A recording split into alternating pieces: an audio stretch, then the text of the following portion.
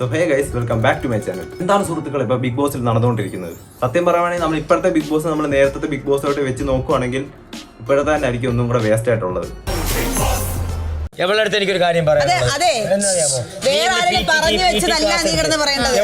Class എടുത്ത് മറ്റേ പുള്ളി മറ്റേ എന്തുവാ റോക്കി ബായിയോ എനിക്കറിയത്തില്ല കറക്റ്റ് എന്താ ആണെന്ന് തോന്നുന്നു നോക്കാം. ക്ലാസ് PT ക്ലാസ് വെച്ചാൽ നീ എക്സസൈസ് ആണ് പറഞ്ഞു കൊടുക്കുന്നത്. എക്സസൈസ് പറഞ്ഞു കൊടുക്കുമ്പോഴത്തേക്കും എക്സസൈസ് അല്ല എക്സസൈസ് അതാദ്യമേ പറയാൻ പോയാൽ ആദ്യം ഇരുന്ന് പഠിക്കും.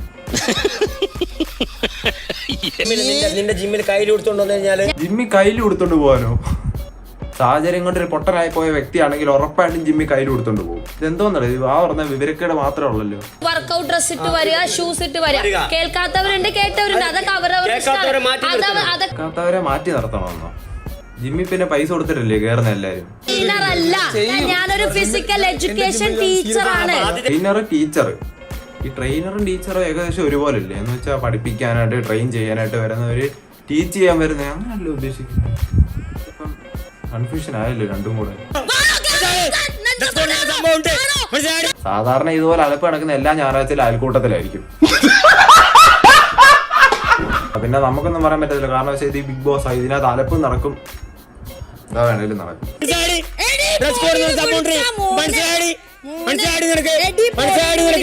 ഇവനിത് എങ്ങോട്ടാണ് ഈ കയറി ചെല്ലുന്നത്? കുക്കറിനകത്തൂടെ പത വരെ പോകുന്നു, അതാരും ശ്രദ്ധിക്കാനൊന്നും ഇല്ലയോ? ഞാൻ അതിനോട് കാര്യമായിട്ട് യോജിക്കുന്നു.